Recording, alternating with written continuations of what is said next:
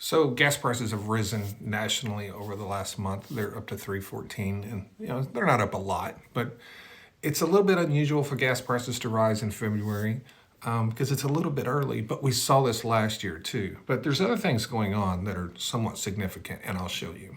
And that is that Donald Trump proposed a nuclear deal with Iran, and this is a somewhat of a sign of desperation. Listen, Donald Trump and most of the Republican Party have always opposed any form of any nuclear deal with Iran. And I could have never predicted that he would propose this because he has always been adamantly against it. Now, why is he doing this now?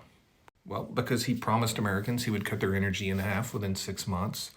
And since taking office, everybody has told him no. U.S. producers have told him no.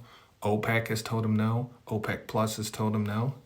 And so Donald Trump, running out of options, goes to Iran and, hey, how about a nuclear deal? That would be a way to lower gas prices. It would eliminate the risk of the United States imposing harsh sanctions on Iran.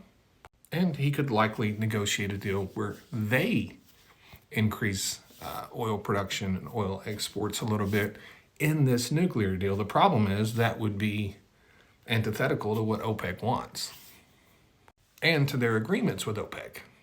So Iran has come out and said, not a chance, not a chance. Now, why is that? Because they risk sanctions. Well, one of the problems, and Donald Trump isn't the only one, I've seen a lot of politicians do this. When you make big promises, big specific promises on the campaign trail, it's not just potential voters that are listening to you.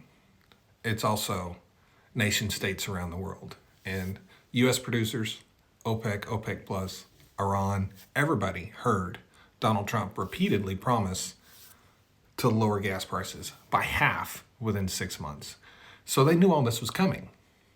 And they also know, Iran knows, that Donald Trump has no leverage over them. They are betting that there is not a chance in hell that he will impose sanctions on them and drive up the price of oil and gas. And if I was betting, I would agree with Iran. But you never know with Donald Trump.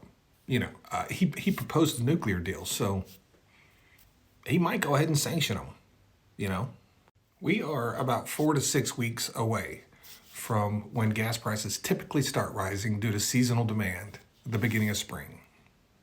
And oil prices are softening a bit, but it's not due to any increased activity. It's due to softening demand. But as we have seen with gas prices over the last couple of years, softening of oil prices has not had a large impact on gas prices in the United States. We have not seen the national average of gasoline fall below $3 a gallon, and I don't know when. And some of those periods were during times when gas was $65 or oil was $65 a barrel, And in the spring and summer driving seasons, oil will have to be significantly lower than $65 a barrel to break that $3 mark because demand is going to be very high.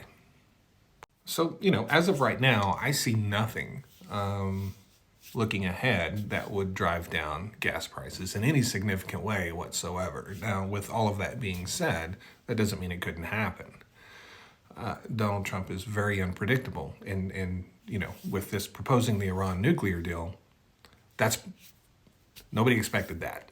So we'll see what he comes up with next, but it's not looking at all promising for lower gas prices in the United States. Thanks.